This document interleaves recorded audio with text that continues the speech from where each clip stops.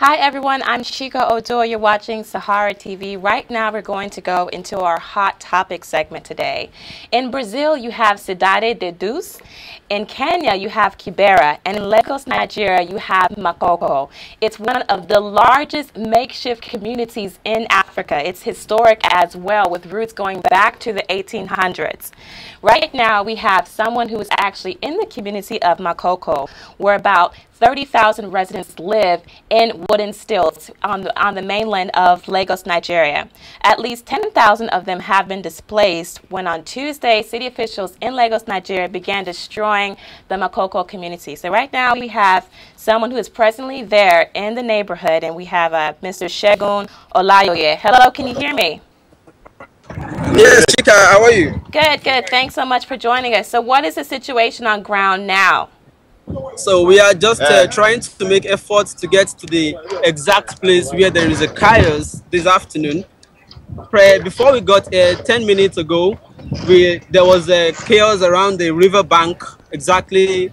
But we learned the situation is that a policeman shot at one of those residents whose shanties is being demolished, and it resulted into serious crisis. But 10 minutes after that we got here, the situation is so calm at the river end, but we want to make as much drift as we can to get to the center of the lagoon and see if we can still see whether the crisis is still on or it has reduced. Right now, these are the residents in this area are trying to take me to the ballet. The ballet is the person who is in charge of the people's welfare on this lagoon, and we want to see him now, whether we can talk to him. But what we learn now is that he's not around. We don't know what to do next, because we want him to give us somebody that can take us there so that there will be no attack on us when we get there. So the ballet would then have kind of an overview of what's happening, correct? Yeah, the ballet is going to tell us exactly what happened. We want him to also appear live and discuss the situation, because he was there when it happened. But the ballet is not here right now. But we still want to see if we can find other persons to tell us. You're saying that there was a shooting in the area, correct? Did anyone die that you know of? Yeah, somebody died. It's just being confirmed now. Okay. So we just want to get the particulars of the person who was actually shot. But we have confirmed the person is dead now. Okay. Well, so far as we know, over here in the West, the reports are saying that about 10,000 people were displaced. So what does the area look like now? Are people, do they look desperate? What do you see on ground now? Are people trying to come together to try to make something of the situation, or are they actually evacuating the area? Well, actually, certain houses, or let me call them shanties, have been marked for demolition. Not all have been demolished yet, but the few ones that have been demolished, the last time I visited the area, there was calm. But today, I guess that those whose houses are just being demolished today are the ones growing aggressive, and that may have resulted in the shooting. But we are still going there. We have not actually gotten to the exact area where the shanties have been demolished so far. Right. But a lot of houses you see here now have been marked, according to what I heard.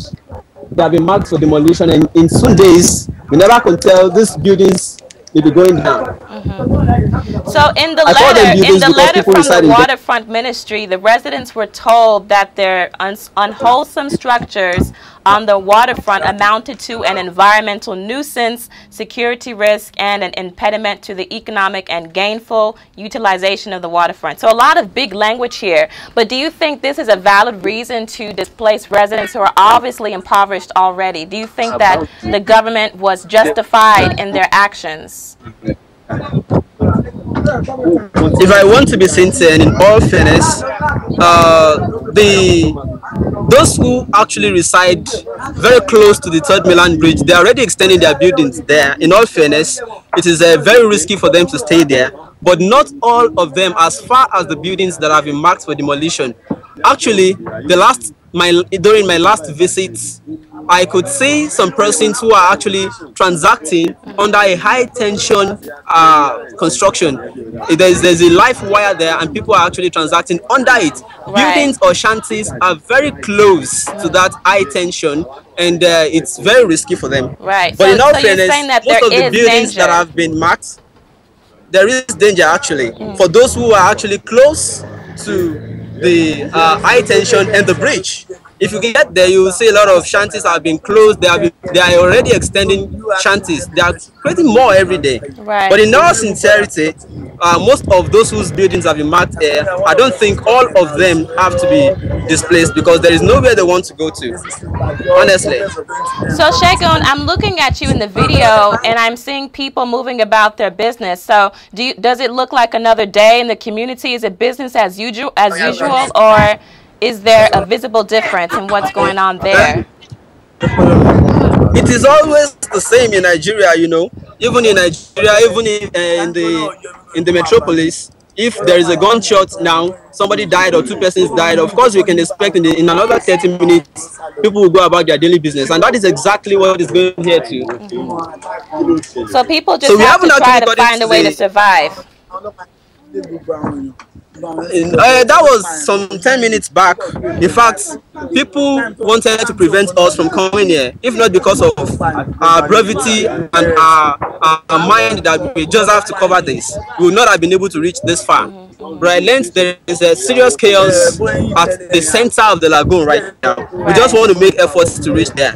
Just give us a little more time, so we'll be able to cover what is going on there right now. But I can tell you, there will be no serious problem because people are going about their daily business. You can see. And I'm seeing a lot of people behind you, so maybe some of them can talk to us as well. But before we go to them, I want to ask you, Shegun, so the city officials are saying that this is a crime-ridden area.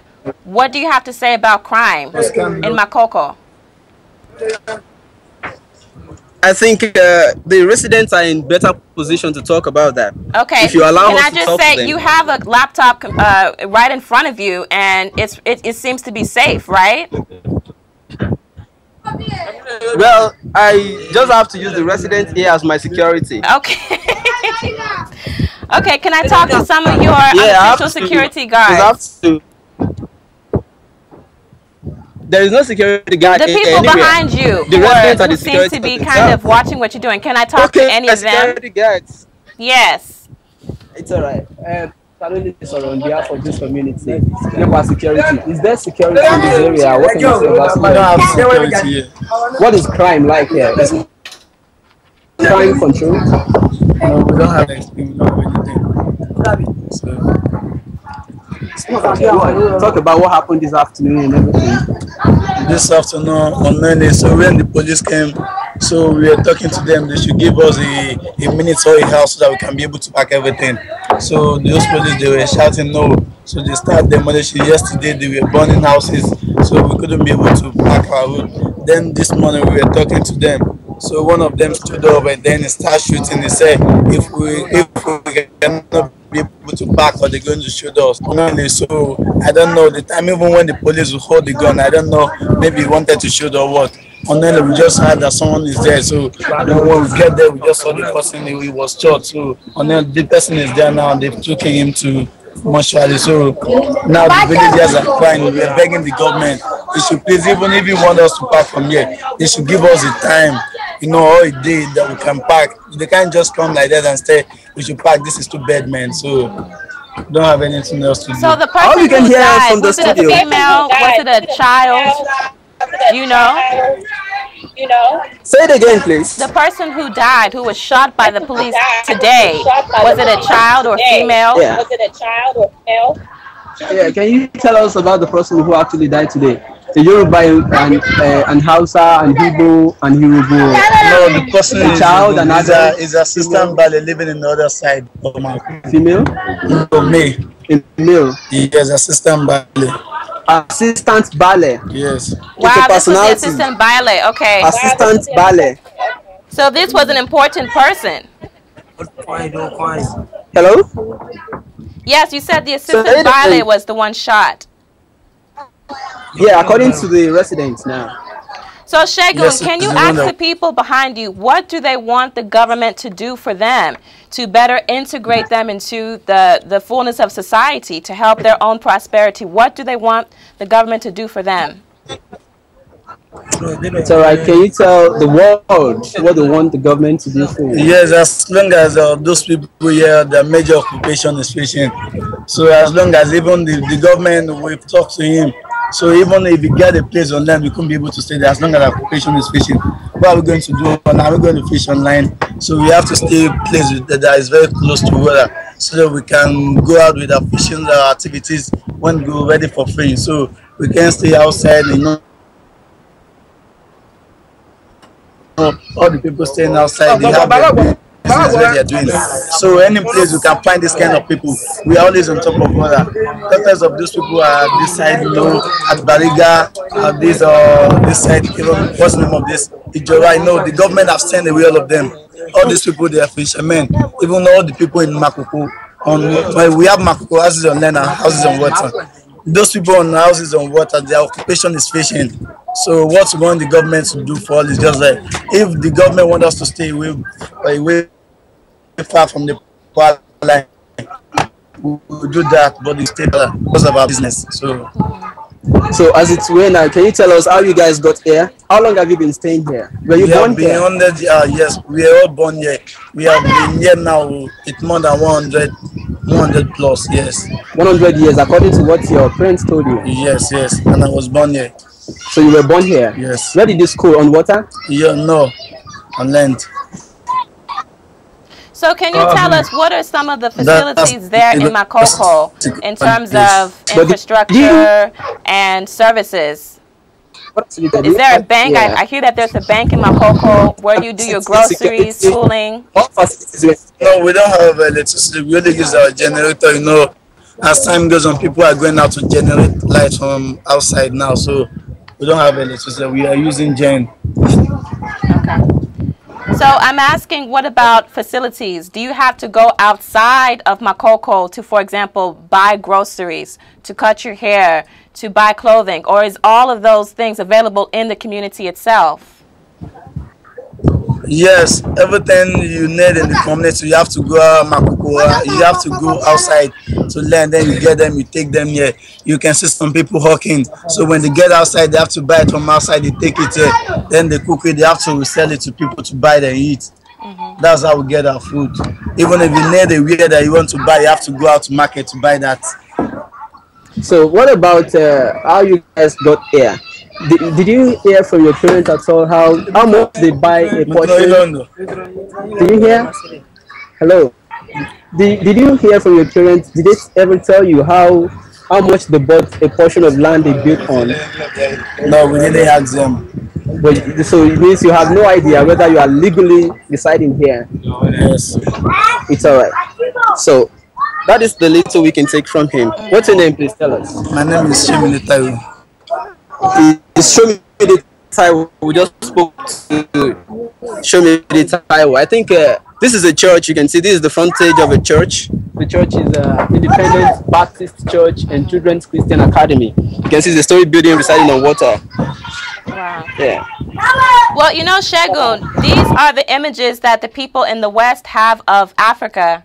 You know, we see very, very poor people, but I want the world to know that these people have dreams and they have ambitions. So can we perhaps ask some of the people behind you what are their own personal goals and also the goals for the country, so that we know that these people do have a viable future, that they do have ambitions?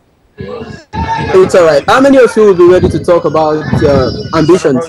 Are you also going to hand up as fishermen like your parents, or do you want to continue the occupation of your parents? Or like personally, what do you like? What do you want to become in the future? Most of the people here, they don't understand what we are saying. Okay, maybe you should represent their views. Did all of these people go to school? No, only a few of them. Those of them that can speak English here now, they are no more than 2. So what's your own tribe? Are you Yoruba? I'm not Yoruba. Yes. Oh, but you went to school, obviously it's happened. So what do you study in school and what do you want to become in the future? I've gotten admission into Udigbe, North American University. Udigbe. Udigbe. That's your state, right? That's Udigbe. Which state is that? That's in Cotonou side. Cotonou. Yeah. So how soon are you going back to? I was thinking of going back on Monday because our school is resuming on the 2nd of August. Okay. So I'm just done with my first semester exam. I have to go back for second start. Okay. So like how many people here? Can you tell us the percentage of people who go to school? Go to school. Let me say among let me say 100%. Those people that went to school, they won't be more than. Let me say they won't be more than 9% or 8%. But you went to school also from this fishing. You were sponsored from this fishing. Yes, I can also fish. You fish, and that's how I you have to sponsor go for yourself. fishing just to raise some money before going back to school. Oh, that's good. So as your this is where you live, right? Yes, I live here. Has it been marked for them? Yes, they said they're demolishing all. Everything on water. Everything on land. So they're demolishing the This is a church huge as well. distance from Everything. Yeah. According to what he's saying, this building has also been marked for demolition. Wow. So Shagun, I just want to ask the gentleman one last question. It's alright. Listen to it. Yes, Alright. in 2006, Makoko was one of the slums that was tapped to receive a grant from the World Bank, $450 million US. We obviously don't know what happened to those funds. So does he have any thoughts on that? Do you know anything about the grant that was given by the World Bank in 2006 to this community? There was about some thousands of dollars. $450 million US. $1 million. Are you aware? Given to Makoko, houses on land, houses on water. No. It's actually saying there are two Makokos here, houses on water and houses on land. So he wouldn't know, he doesn't even have an idea whether there was such grants from anywhere, any windfall grants from anywhere. Okay. Maybe we should try to get the ballet. He should be able to tell us about that. That I think would be great. Yeah. So can you help us get the ballet so we can talk? This is the house of the ballet. This is his house, but he's not around. Do you have an idea his whereabouts? I think, yeah. You said yes. Yes. Okay, they said he went to the mortuary. Oh, it's okay, to see the assistant ballet. Yeah, exactly, Okay. I think. So Okay. let's make it. Well, Shagun, we're going to take a quick break, but I definitely want to get back to you to talk to some more of the people there just to get an overview of what's happening. And then I hope that by the time you call back, we should have gotten to the center where the crash is actually taking place.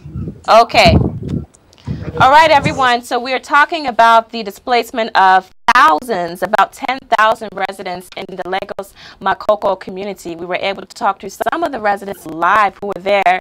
Many of them, their homes have been marked for destruction, so they're right now living in limbo, not sure where to go.